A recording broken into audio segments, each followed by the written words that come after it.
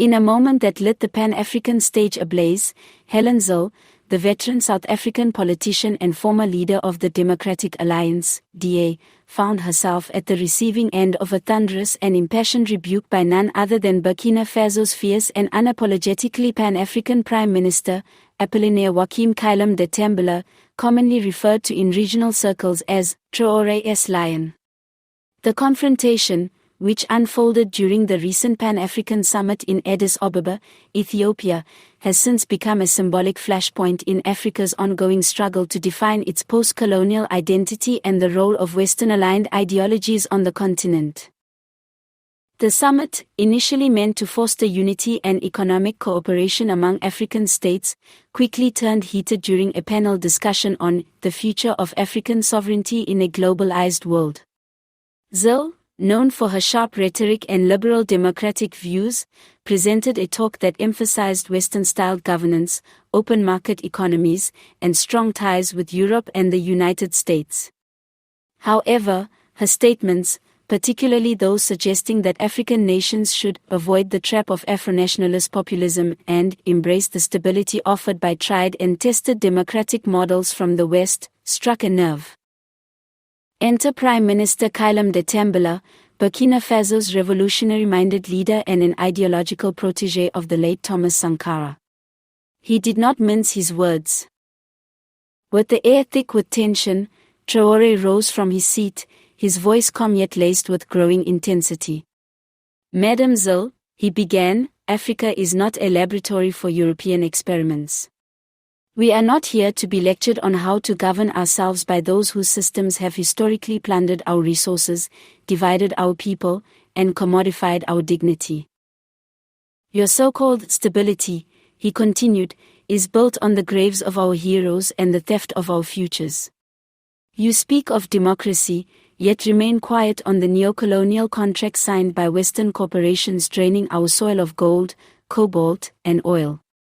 Is that the stability you propose? No, madam. Today, you will listen, he said firmly.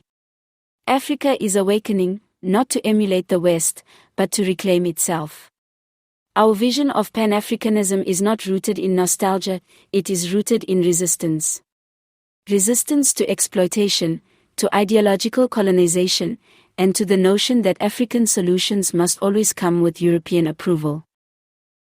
As Traoré sat down, the entire auditorium erupted into a standing ovation. Delegates from Mali, Guinea, Niger, South Sudan, Zimbabwe, and even some South African youth leaders applauded the bold declaration of continental dignity.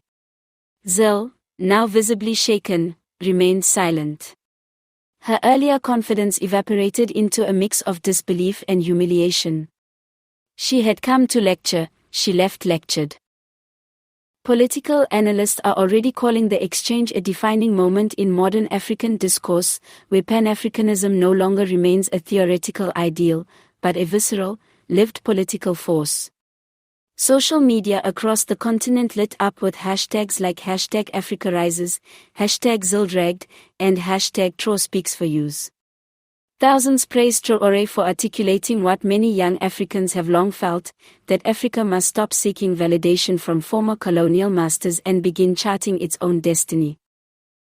In Burkina Faso's capital, Ouagadougou, citizens gathered in cafes and public squares to watch the rebuke replayed across screens. Chants of "Sankara lives" and "Down with neocolonialism" echoed in the streets. Across South Africa, reactions were mixed.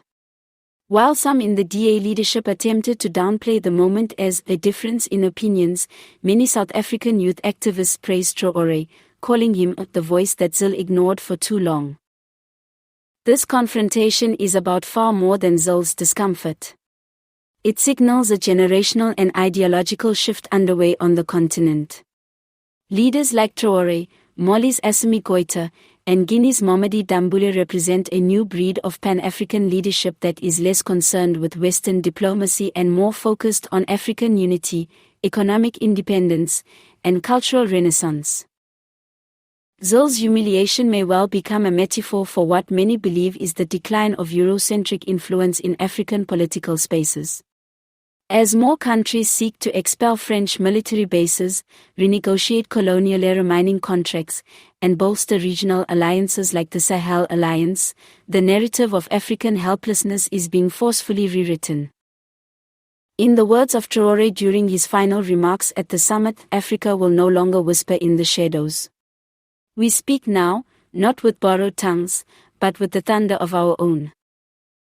And indeed, the thunder was heard loud and clear.